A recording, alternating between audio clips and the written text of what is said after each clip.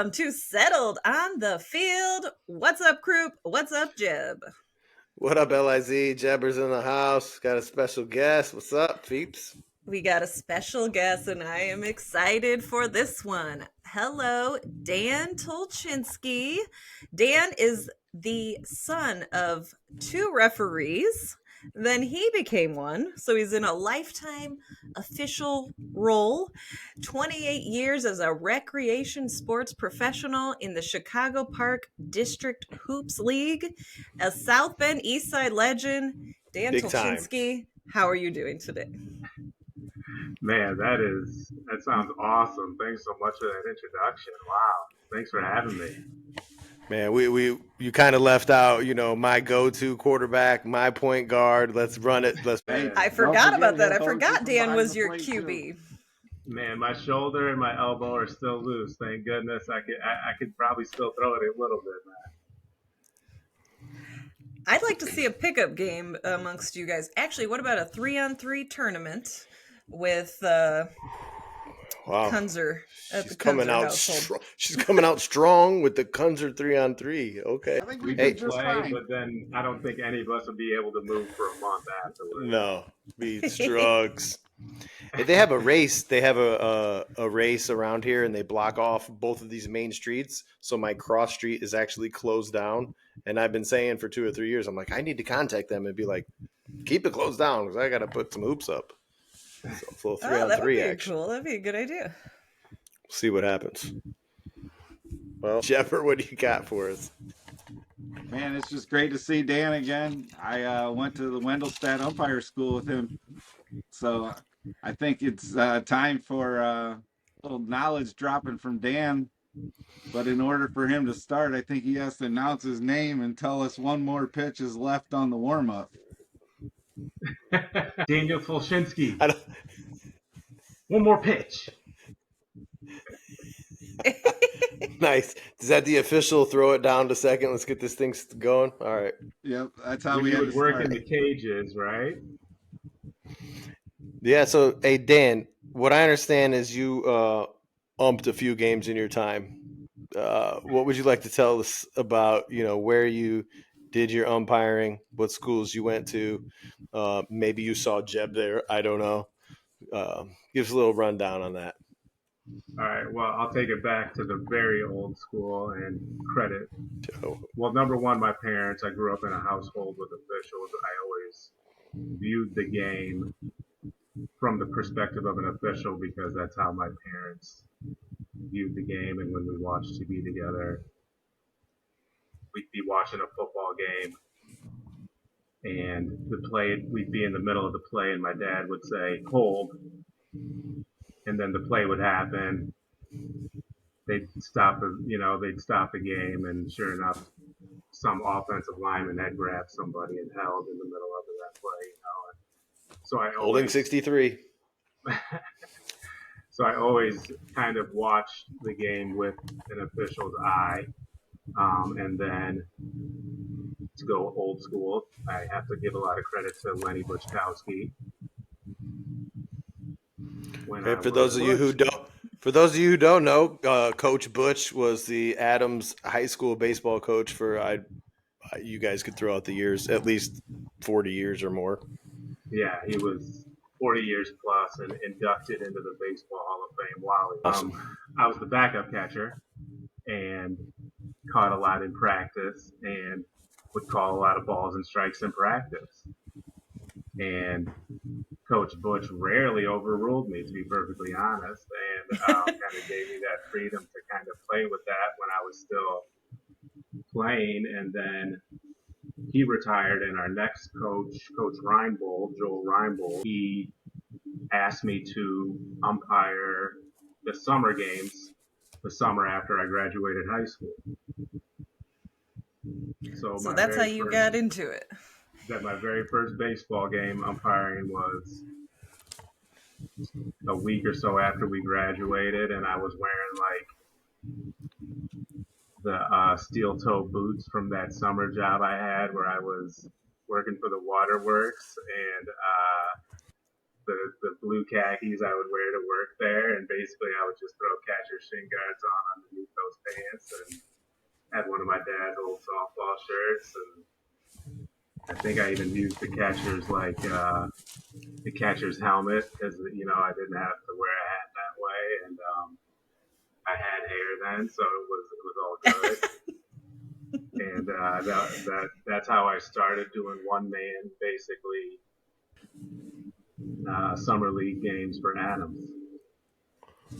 Okay, so you got your start out at Adams, and this dude just referenced the water management. He's out there rolling around on the west side, like good old days with Manny Bueno and whatnot. What was it? What was that bumper sticker or whatever that was on the bill on the wastewater management truck? Man, I don't know, something about number 1 or number 2. I don't know if that's potty talk. We don't need to get into that. P is for potty. We're number 1 in the number 2 business. Yeah, it was something along those lines. So did you go to a school after that, like for umpiring? So they a lot of organizations run clinics where you can kind of get seen and advance to high levels like low-level college or college baseball. And basically they teach you some rules, create some scenarios for you to react to, and judge you based on that. Okay. And if you fit the right criteria for what they're looking for, you can get opportunities just based on that. Nice. And so minor league umpire to actually get into pro ball and to get on the path towards big league baseball, you have to go to, there's 2 schools. There's the Evans School and the Wendelstedt School. And do you have to be an ump for a certain amount of time, like in high school, in order to move up to, say, the minor leagues? No? If you can, if I had not umpired a game and gone straight to this, like after I graduated high school, I still could be selected to go straight from one of these schools. Wow, that sounds like a pretty interesting route that maybe more people don't even know about. I certainly never heard about that. Here's the other catch. Than the fact that you guys cost probably $5,000 to $6,000 when you include tuition. Back then or now? Now. Now, okay. And what's the duration? How long does it take? A month and a week. It's like basically it starts right after the new year. It's all of January and like a week into February. So that price is not unreasonable considering you got housing. So the tuition is like $2,500.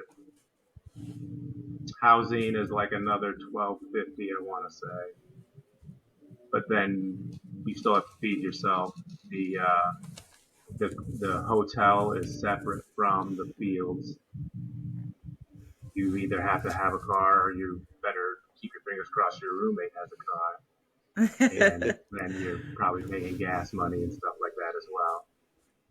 Okay, now maybe I missed it. Where is it located in Chicago? So where Jeb and I went in was Wendelstedt, and that is in Daytona Beach. Oh, even better. Let's go. Yeah. So you're in January too. You're on Daytona Beach, and the diamonds are a little inland at this place called, is it Bevo? It's Bevo Beach. Yep. At these diamonds, that is basically like. I mean, I'm seeing all upsides. Okay. Yeah. What are the downsides? Tell us the downsides. Okay, so I'll give you a couple downsides. As it was long, you'd go in the morning all day long. In the morning was all rules from 8 a.m. till lunch. Then you'd beeline it to the field, and then all afternoon at the fields. But I do remember working, so you had to practice at night, man. So we would make fields out on the beach, right on Daytona Beach, and we'd be out there doing safe and out calls right on the sand. And Daytona Beach, you can drive down Daytona Beach on your car. So we're just out there calling safes and outs and running drills, dodging cars all day long. had to say car like it was street hockey. All right, so Seriously, what's this? we almost hold up. We almost got Yeah, into go. it once. Do you remember this one, Jebber? We were playing football. Some dude we were playing with kept throwing the ball near these weirdos' car, and they're like, "Get this ball away!" I mean, just losing it. Like, you drive a car onto a beach and expect no one to come near it. Like, what is wrong with you? You know? And then, but then also at the same time, I'm like, bro, hey, we really do have the whole beach to work with. Like, we can still move down. So I don't remember if this kid just didn't get it that we were playing with. But like, yeah, we had to Spread out a little bit. We got some experience de-escalating in the real world out there. Nice. That definitely comes in handy. Well, you talked about the price. What's the what's that investment look like when you get into the minors or the majors as far as pay goes? Okay, well here's the thing. So let's say there's 120 people at this school. They take 20. You know, so it's just because you're investing this 5 to 6K is no guarantee that you're going through. So there's that. No guarantees in life. Fine. Yeah. So that's number one. Then once you get thrown into minor leagues, you are, you have to go prove it. Because if you stink, you get fired. So it's like everything else. Yeah. But recently in 2022, the minor leagues did renegotiate in the kind of post-COVID, all of minor league baseball kind of realigned and got streamlined essentially, and so did the umpiring. So in 2022, a rookie guy, a guy straight out of the umpire school, is going to make $2,800 a month. And that's only for the months during the season, correct? Right. And so that's basically at the very low level, you're talking about, a few months, 3, 4. May to July or something like that. Sent to Arizona and get work there. You can still get work, but in terms of that, rookie ball, you're getting $2,800 a month. At single A, you're getting $3K a month. That's a longer season. Now I think that's more like a 120 plus game season, I would say. The South Bend Cubs, for instance, those umpires are making $3K a month. And then at AAA, you're making $4,500 a month. That's decent.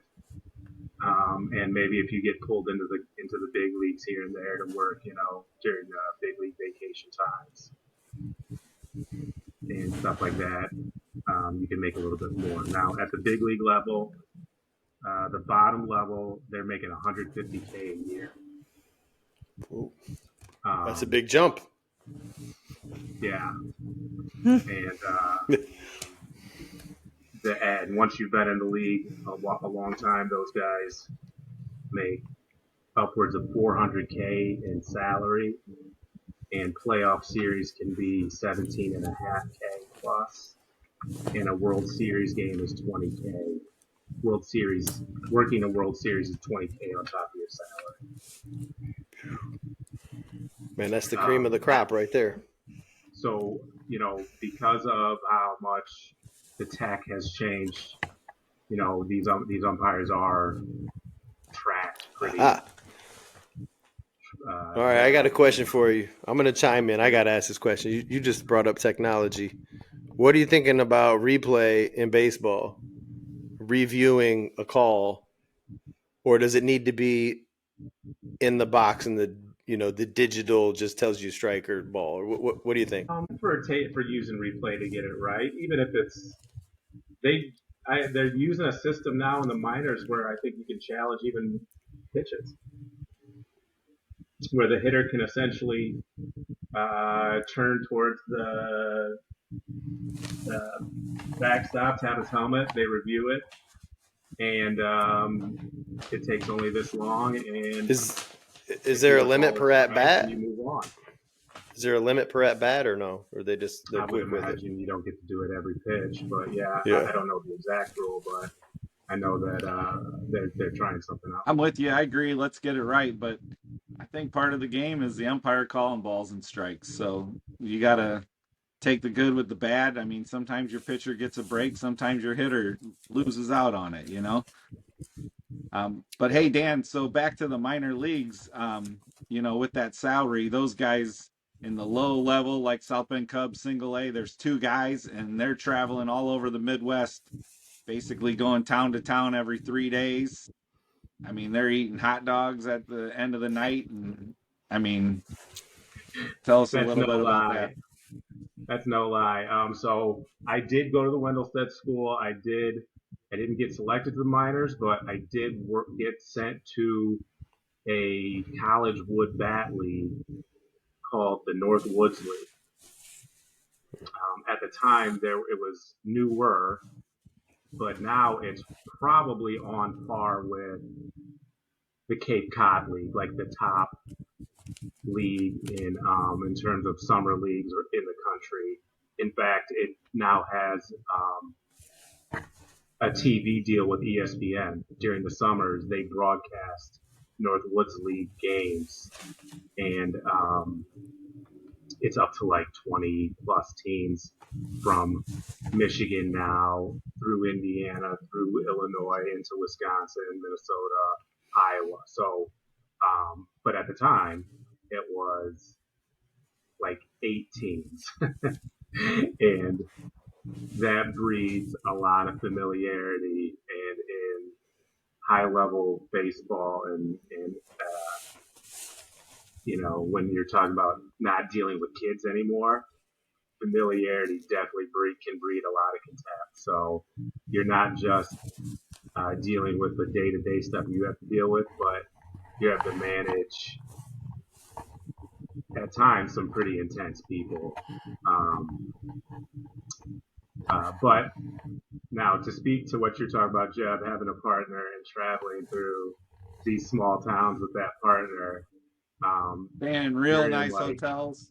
You're in like the unrated hotels or the 1 or 2 star hotels, number one.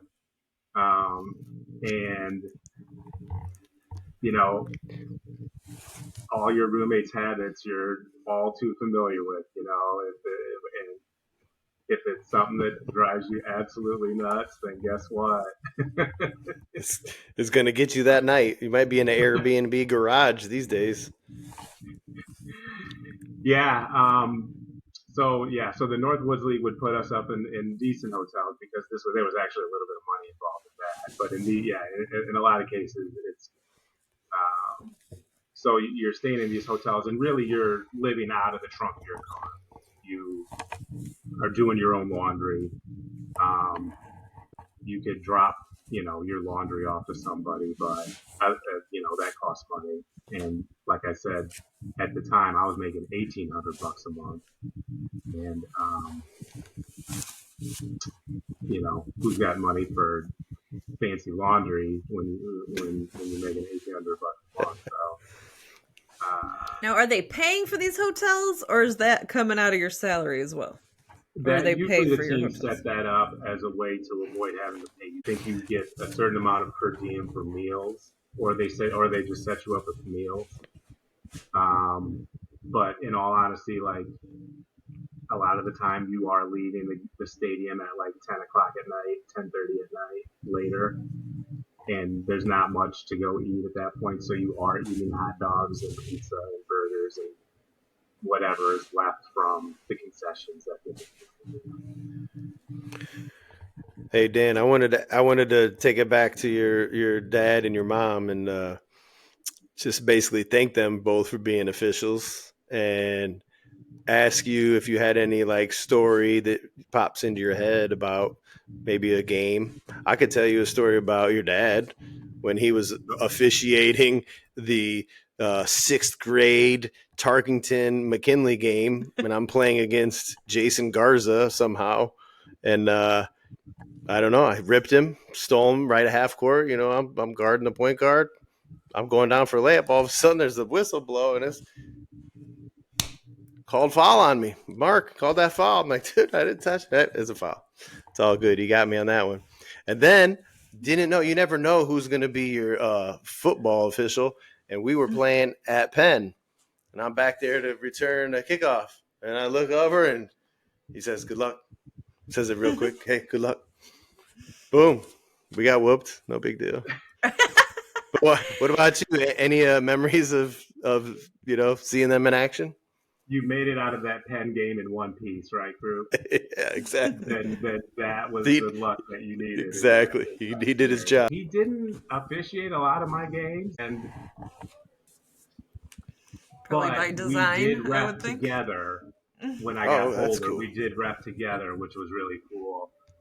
That's awesome. Let's take another shout out, Mr. O'Leary, who we grew up with. He was in charge of rec sports at Notre Dame, and Notre Dame plays full contact football. One of the only universities that does that outside of the service academies. Like intramural, not just in the big stadium. Right, my bad. Yeah. Intramural, full contact intramural football. And Mr. O was in charge of rec sports, and he got my dad to ref for him. And essentially my dad ended up being his assigner for those games, those intramural football games. And when I got older, I would ref those games if I was home or whatever. I would ref with him on Sundays for those games. And I would ref bookstore basketball. The old good old bookstore basketball. Bookstore basketball. That's a whole episode in itself. Still the largest 5-on-5 outdoor basketball tournament on the planet, bookstore basketball. So to be involved in that is really cool as well. So getting to rep with him was cool because he was just so knowledgeable. It was really cool. Speaking of his knowledge, when I first got into officiating, and one of the first times I went to a football officials meetings, they were having an argument. I'm not sure what it was about, but they were going on and on. It was like a 15-minute conversation.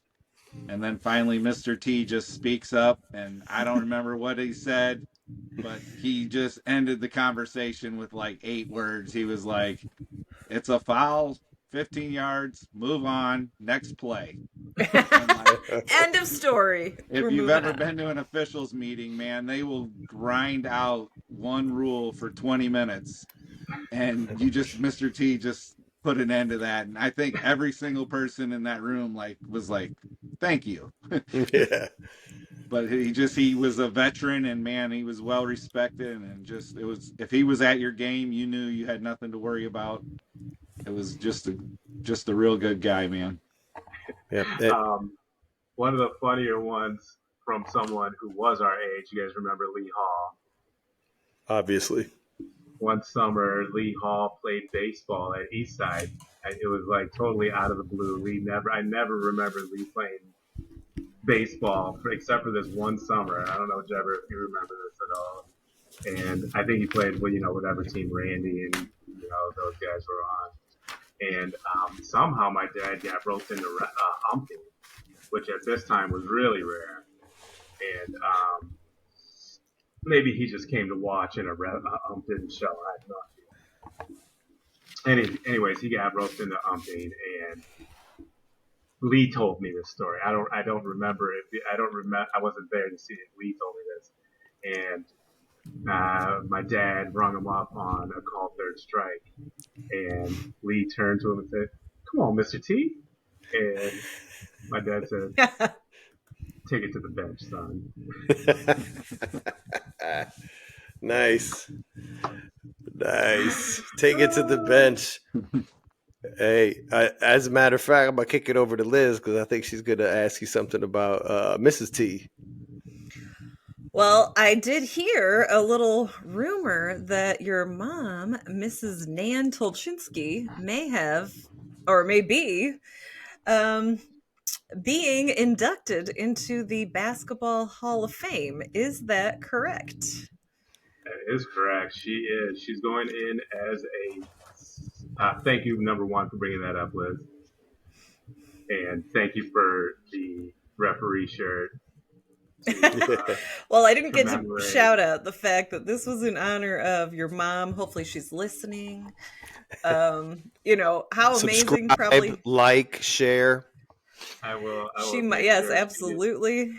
She gets eyeballs on this, most that. And so tell us a little bit about what's happening. How did she get selected for this? So I actually think, I don't know if you guys remember Mr. Humnicky, who was the AD at Clay. Okay. RIP Clay High School. Holy smokes. Hey. Here she is. She's being inducted in April of 2024. Nan Tulchinsky. Dan just told us the story. Most people don't know what she looks like because they always sit behind her, evidently, at every game. But now you can see her face. Here she is, the beautiful Nan Tulchinsky. Hey, that's awesome, Liz. Thanks, LIZ. That's awesome. Sorry, I interrupted your story. From one of her Notre Dame things.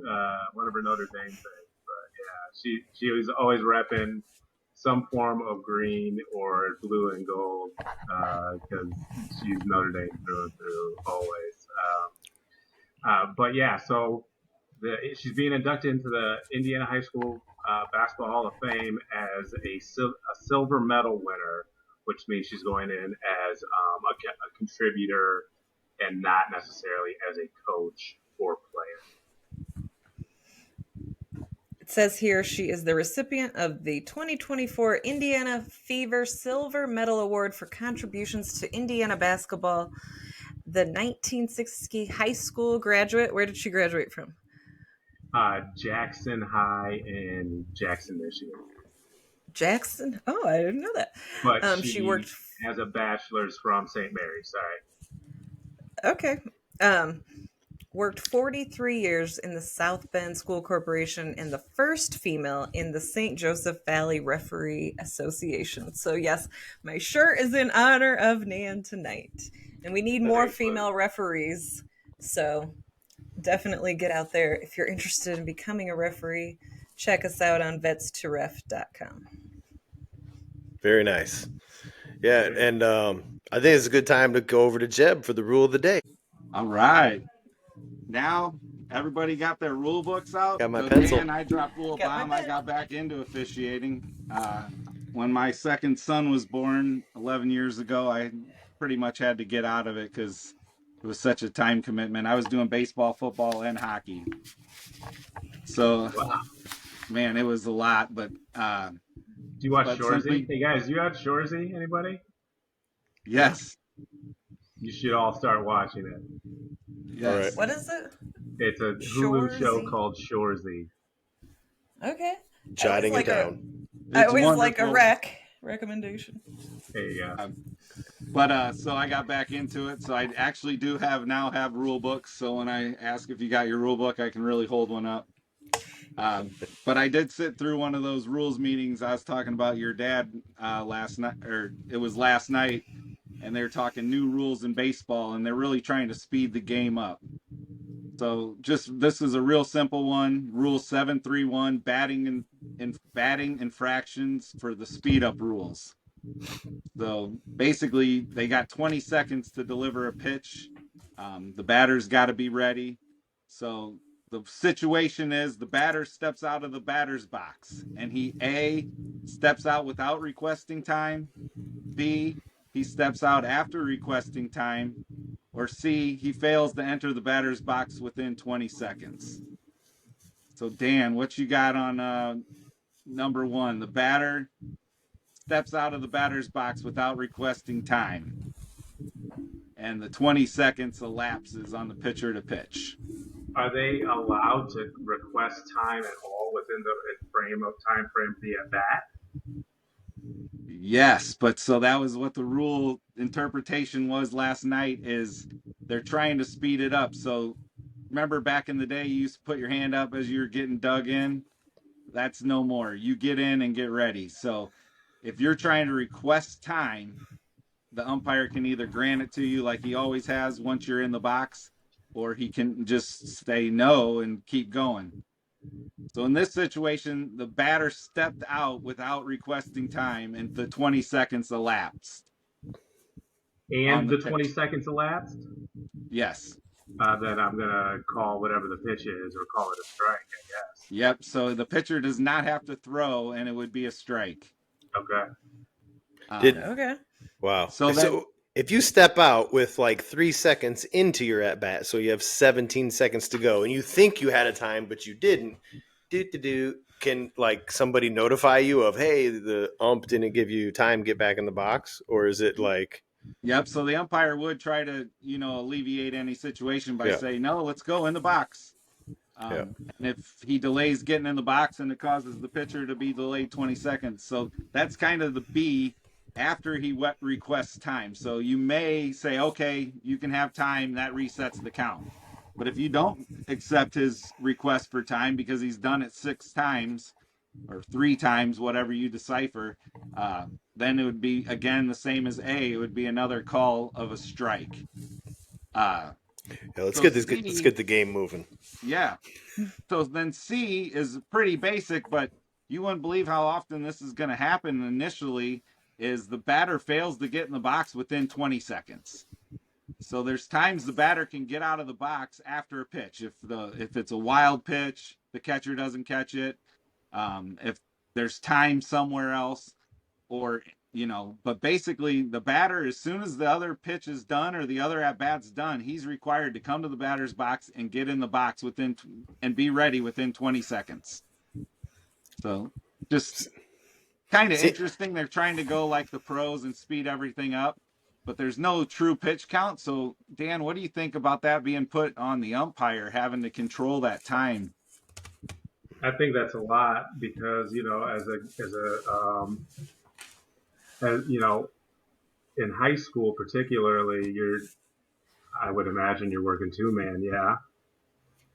And as a plate umpire, I mean, I'm staring straight out at the pitcher. The idea of being able to keep a clock in my head while I'm trying to account for what's happening, even just on the pitcher's mound, let alone in the dugouts. I think you would almost need a person on the clock in the basically a third official. Yeah. Did they give you any like best practice, like how you're supposed to do this? You gotta wear a stopwatch now every time somebody comes up to bat, or they're just like figure it out?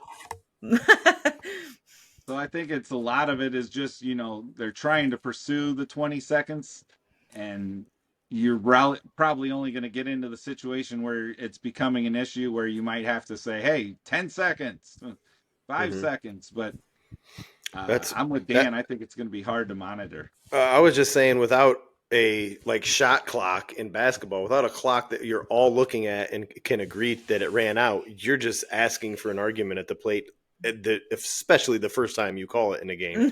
I would think that it might be a good technique to go give them the 5, 4, 3, 2, 1. That's a strike. But 20 seconds to not even be in the box, dude, that's a long time. I'm sorry. Well, see, that's the thing. So they've instituted the clock in Major League Baseball now, and they've been doing it in the minor leagues for a while. But, they have the infrastructure to have clocks visible to people. And someone to run the clock, and there's rules like basically the batter has to be dug in and has to make eye contact with the pitcher by it's like 8 or 9 seconds, I want to say, which is basically like if you haven't dug in and looked out by 8 seconds, it's a strike, I think. So, I like the idea of a clock, but if you're gonna pay a high school guy to do all that, you need to double the salary, I would say. You heard it here first. Or at least get So the I coach. like the speed up rule, but I think it's definitely going to be something that's going to take getting used to for the guys in blue and for the players. Yeah, and the coaches to get that word out. It's coming. Yeah. Well, that's all I got for the rule of the day. A nice, easy, simple one. Let's send it over to Liz for Beyond the Bench. All right, welcome to Beyond the Bench, where we talk recruiting tips. And today we actually had a question from one of our listeners.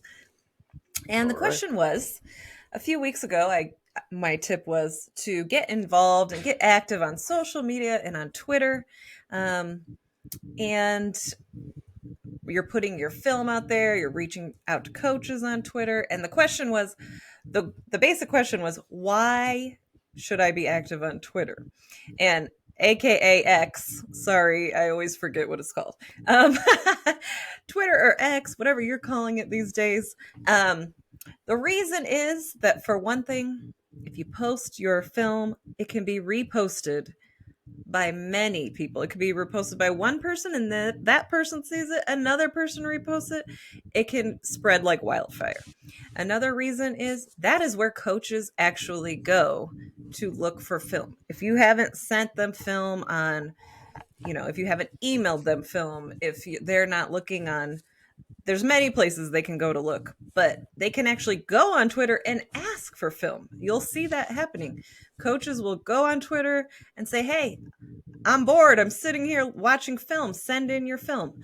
And bam, if you're on there, you're ready to go. You've got your highlight reel. You're ready to go. So that is why Twitter X is the place to go to post all of your film, because the coaches are there. The recruiters are there, more so than any other social media out there.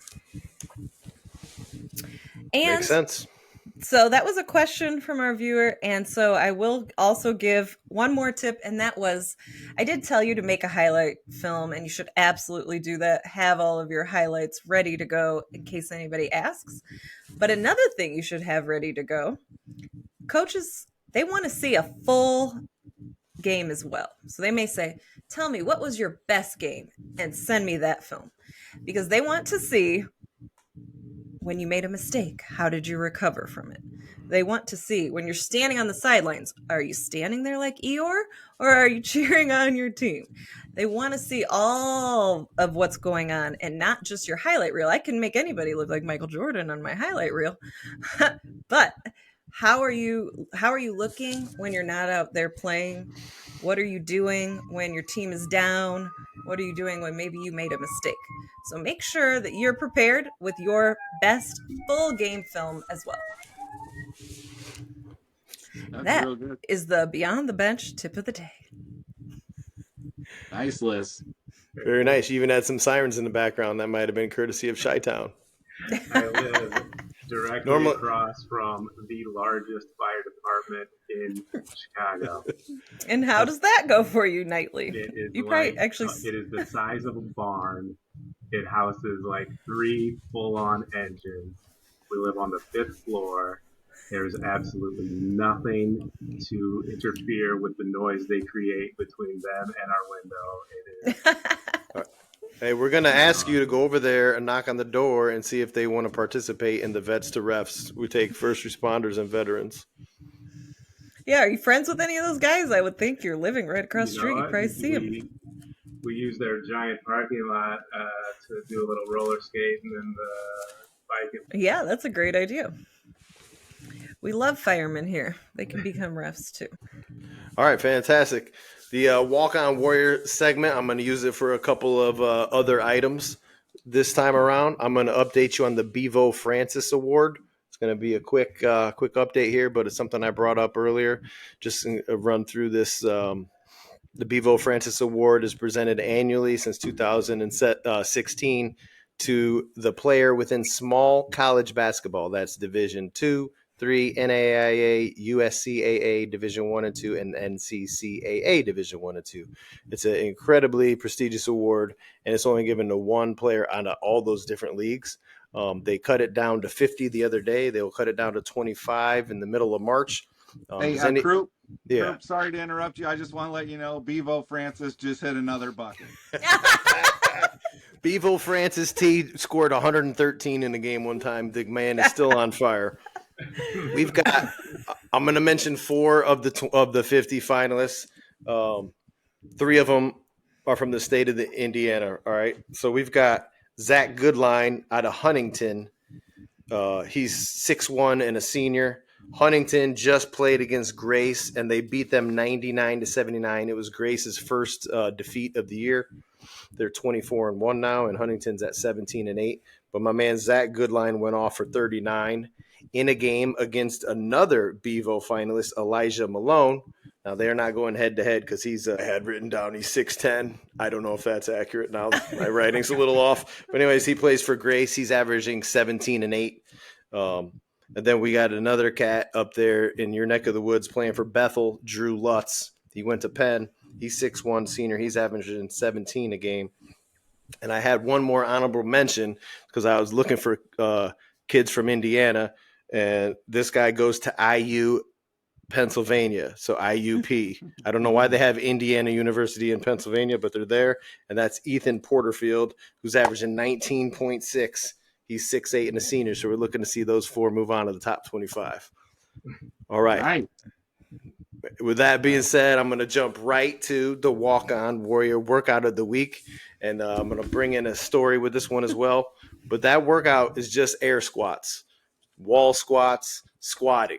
Okay, we talked about squat with the bar. This is just you're waiting on the bus, you're waiting on class to start, you're hanging out with your boys, you got nothing to do. Let's break out an air squat. Jeb's gonna represent.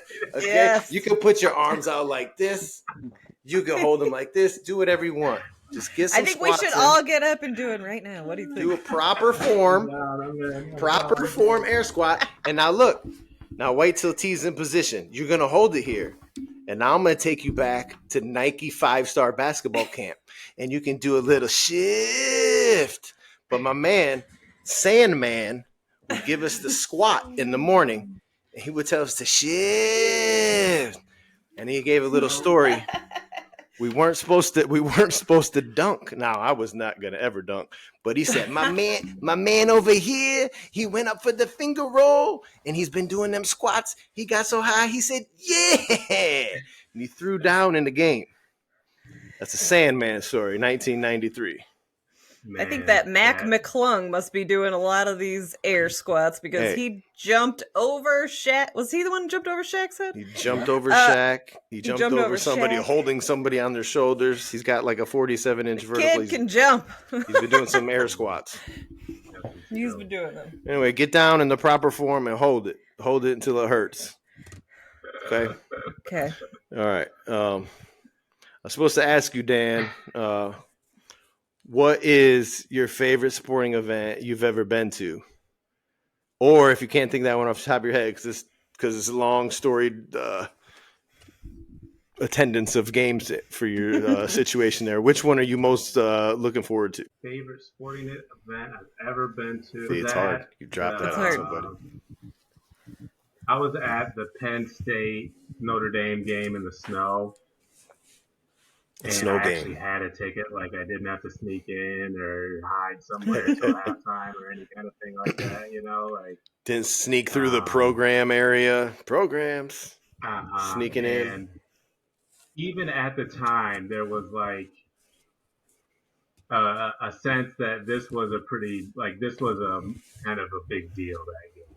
And it snowed, and I was there with my mom, and we met my dad after and walked home, so that's kind of stuff.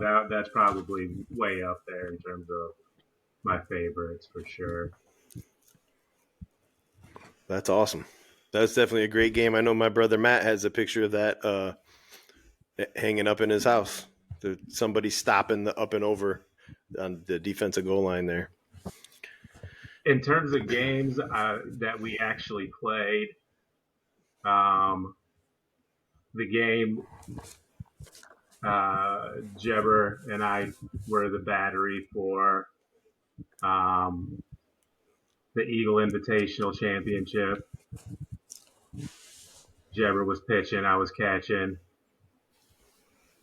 We beat Washington like 1-0 or 2-1 or something, where you know, we played those kids 2, 3, 4 times a year, every year from the time we were 7th grade, freshman year up, and we're just going after these kids, and that was definitely a big one. And the time Nick threw a one hitter at Kovalevsky, I was catching that. That was a pretty awesome one to play. So those were fun to play.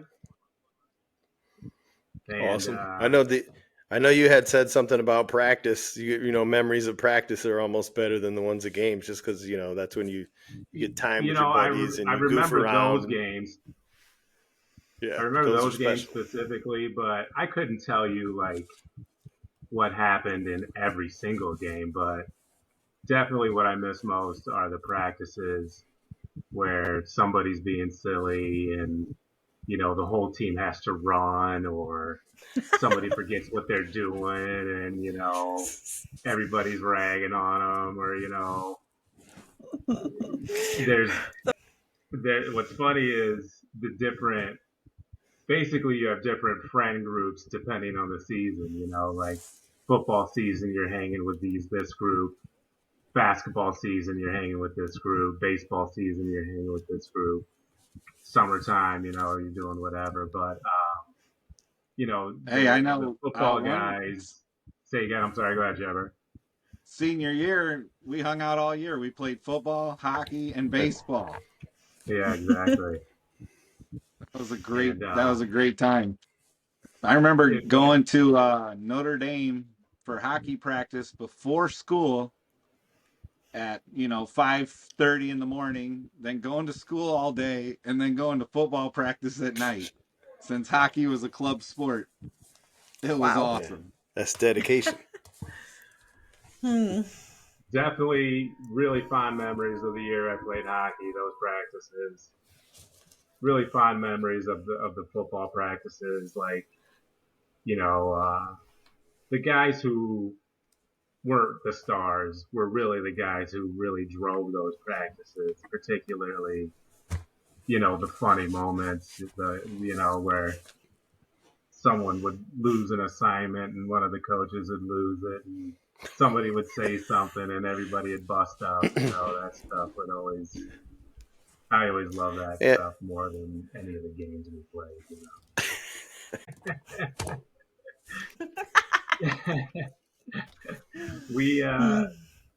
It was a weird time. It was like we kind of were stuck in like that kind of weird period when sports marketing was just starting to get big, but before it got like internet big. Like we just missed that, like where you could upload your highlights onto the internet kind of deal. And dude, I still got highlights on a VHS. And when sports was just becoming like a business more so than what, like, say even our older siblings had gone through. I mean, even Matt and Judd and my brother had really more traditional kind of pre Mm-hmm. The blow up of sports marketing kind of. Hey, one of the best games you ever went to, I'm sure you were there, was your brother's game, Adams versus Concord, when Concord had Sean Kemp, and it went down to the wire. I remember everybody chanting SAT, SAT at Sean Kemp, and he was just blocking shots into the upper deck at Adams. I mean, it was ridiculous. But Adams battled him right to the end. So how many games do you think we saw Sean Kemp play when we were kids? I would say at least, like, I saw a half dozen, because he played at Riley. Three to five. He played at Notre Dame against St. Joe a couple times. Like, I saw him play a handful of times. Holiday tournament. Mm-hmm. And so, number one, that's the most athletic high school kid I've ever seen in my life, still to this day. Like, with my own eyes. There's no argument here. Yeah. And we were also fortunate enough to see Glenn Robinson in high school in the Adams gym, and I would say he was the most skilled high school basketball player I've ever seen. I'd agree with that as well. I'd probably say he's the most skilled player in Big Ten history, and he's underrated in Big Ten history. And the crazy part Dan, is, go ahead. You work in Chicago. I bet there's some good hooping going on there. Give us a quick synopsis. So right now, Crane just beat Kenwood for the public league title. Crane's best player is committed to UIC next year. Nice. Kenwood's best player is committed to DePaul. Nice. Both staying home. So, but DePaul did just fire their coach mid-season. DePaul's had a really rough, really since they've had a rough. Lato left the first time after the Pat Kennedy era. Really since Lato left the first time, they have never really found their. I don't know if they've made a tournament game since then. Yeah. But they got to turn that program around. Man, if they could recruit the city really, and just find someone who could get them to. You just need bodies. I mean, in the NIL and transfer portal era, you just need bodies, and they just don't have enough bodies. They need that bag. In the Catholic League side, DePaul Prep, which is formerly Gordon Tech. I don't know if you remember the name Gordon Tech. Gordon Tech is now called DePaul Prep. Okay. And DePaul Prep is right now being coached by one of their most famous alums, a name you might remember, Tom Kleinschmidt. He was a McDonald's All-America at Gordon Tech and played at DePaul, had a good career at DePaul. He's coaching them now, and they are the defending state champs. They won state last year. So Catholic League is still putting out some good basketball. And when is their state finals? So Illinois just started their tournament, and they actually have an app. There's an Illinois March Madness app that you can download, and it gives you brackets. It gives you rosters. It gives you statistics, all kinds, like up-to-date scoring. It's super cool. I already looked at it tonight. So they are really up to date with the tech with this Illinois March Madness app. Nice. I'll have to check that out. All right, one more rising star potential out of the city. There's a young man at Whitney Young. He's a junior. I haven't seen a kid this skilled and this athletic and with this kind of like defensive and rebounding energy in a really long time. Are we allowed? Yeah, okay. This kid, his name is Antonio Munoz. All right. We'll give him a shout out and a follow on Twitter. Whitney, I've seen the kid play with my own eyes. He is unbelievable. That's a ringing endorsement. 6'5", 6'6", and plays with a lot of energy on both defense and rebounding. Just a man-child. Sounds like DePaul needs to get him. Loyola, I think Loyola's offered him already. I wouldn't be shocked if big schools start jumping in when he hits the camps this summer. All right, nice. We got a couple to follow. We got Illinois hoops to take a look at. We'll soon be talking about the Indiana high school state hoops. Make sure you tune in for that one. Liz, any final wrap-ups? I'm just so happy Dan was able to join us. We've been looking forward to this. We're excited to see your face. We hope you'll come back and see us again. And face of radio. Everybody out there, make sure you share us with your friends and like, share, follow, comment. Hey, Elijah Moore is 6'10".